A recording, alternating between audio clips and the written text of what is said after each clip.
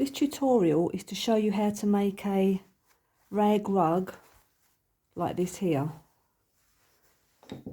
It looks like this on the back, and this is British rag rug making, and it's formed from using roughly 2-inch strips of fabric like this that are pulled through the fabric to make the rug.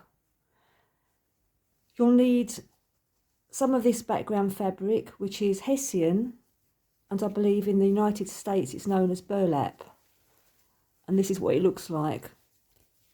It's like sacking, like what sacks are made of. I'll give a link in this video, under the video, to where I purchased this from, because this was bought in the UK, and also what's good, it's already cut to size and it's hemmed all around the edge to save me having to do that. The tools we need to make this rag rug are some sharp scissors to cut, or pinking shears to cut the fabric. We need some a spring tool like this. You can see that there. Spring tool. I think it's also known as a bodger, maybe. But anyway, it's a spring tool. And this is called a gauge. Now this isn't necessary, but it makes life so much easier. And then what you do is you need your fabric, and I use recycled fabrics mainly, and you can use old duvet covers, you can use tea towels, any old clothing really, but I tend to keep mine the same sort of weight. I think this is cotton, or you can use polycotton mix. And then what I do is I cut the fabric and then fold it over so I get longer strips.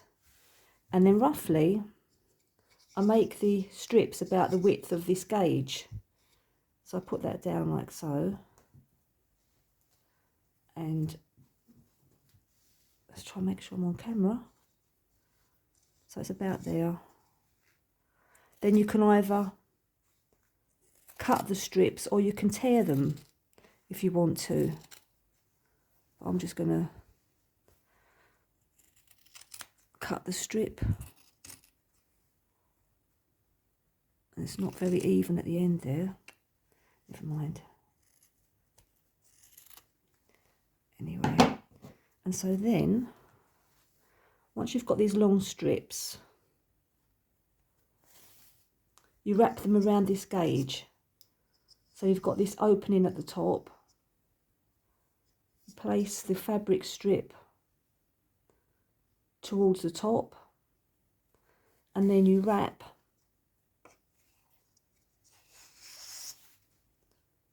the fabric around the gauge, keeping it nice and taut. And it's easier if you turn the gauge around rather than try to wrap the fabric around. So you just keep doing this all the way.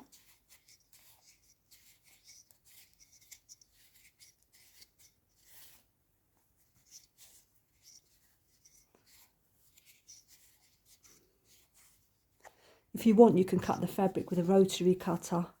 It's up to you how precise you want to be. Now this is where the sharp scissors come in.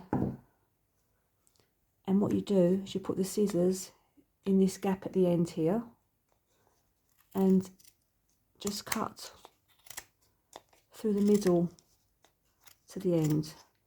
And then you've got the right size pieces of fabric to use, like so.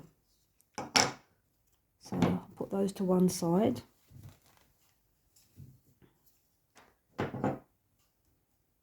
And then what I'll do is I will demonstrate how to start this off.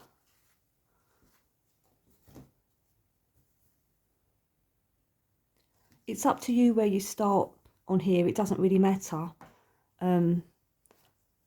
Just so it's a bit more clearer, I'll start here on a blank area rather than go up to a piece I've already done, because it'll be easier for you to see. And then what you do is, I'm going to start probably somewhere here, and then this is where the hem is, so I don't want to go anywhere near the hem, so I'll probably start about here. So what you do with this tool is you go under 2 or 3 loops in the fabric, like so, with the tool closed, and then you open the tool, get your piece of fabric, place it in the end, and then you draw it through halfway, and then you can see if it's half by just holding up the 2 sides to see if they meet, like so. And that's what it looks like on the back. You can see that. And then I'm going to go up in a straight line from where I've done this. So I pull back couple of threads, go under 2 or 3 threads, get a piece of fabric, open up, put the fabric in and close, pull through halfway, and then again that's what it looks like on the back. Let me do another one. So I like to work on the table, but some people work in a frame, or you might want to work with it on your lap, but I find a table is the best way for me.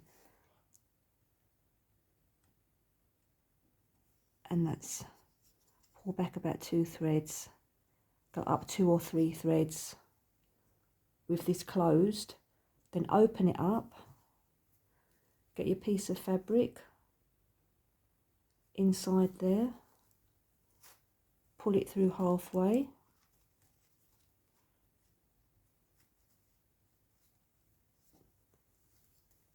like so,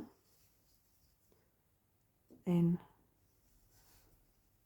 again,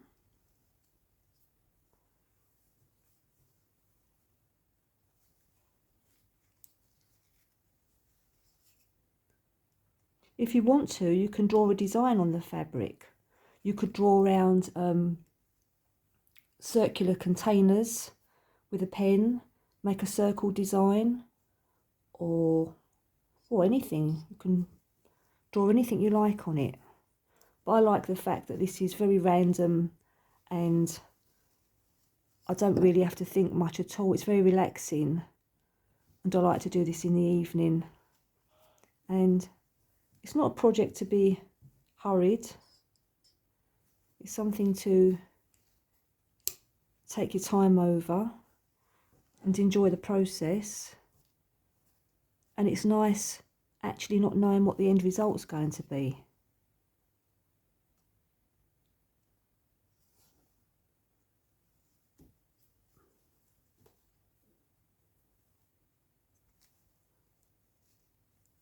Halfway.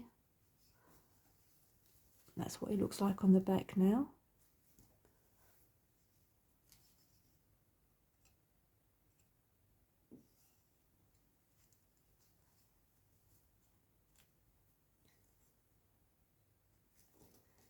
If you find it too daunting to start off making a rug, you could always start off with something smaller, like making a cushion front.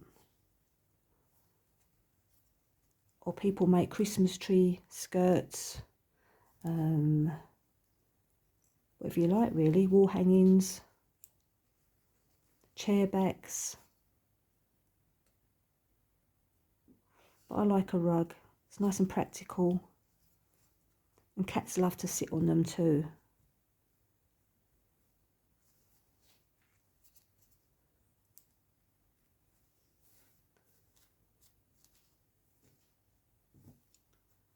Oh, that's a bit of a wonky one. I won't use that one. And if you make a mistake, you can just pull it out. There we go, 1, 2, up there, and pull it through.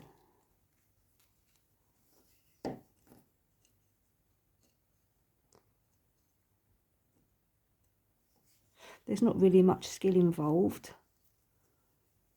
which is good because it means it's attainable for most people.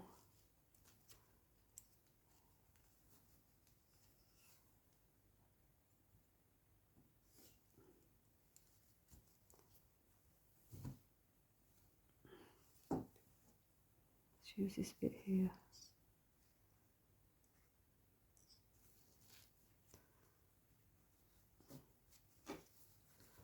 And that's what it looks like so far on the back.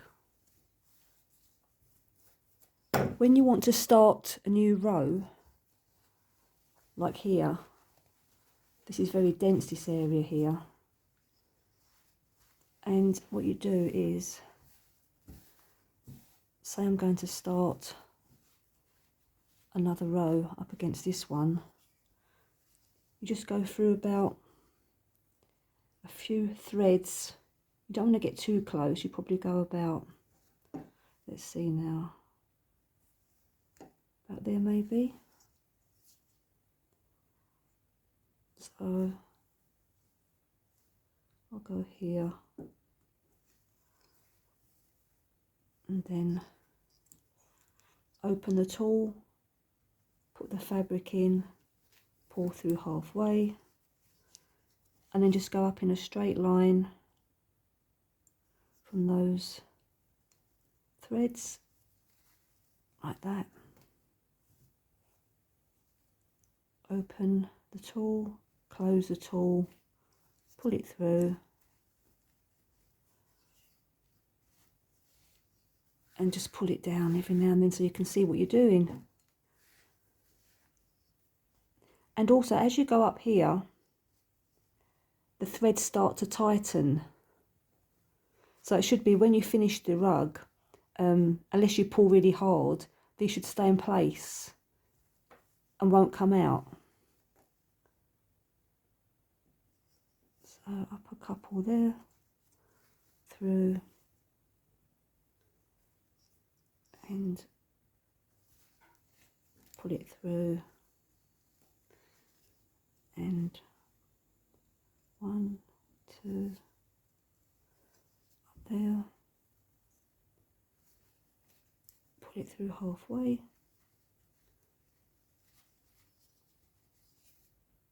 1, 2, 3, pull it through, and then you just carry on like that. I started this rug a few weeks ago, and as you can see, I've made quite good progress on it. As you're making the rug, every now and then it seems to get a bit tense. So you have to stretch it out a little bit every now and then. So on here, I need to go up these rows. I like to spread it out a little bit, but that's the bit I just did, I just showed you. So you can actually make quite a bit of progress in an evening.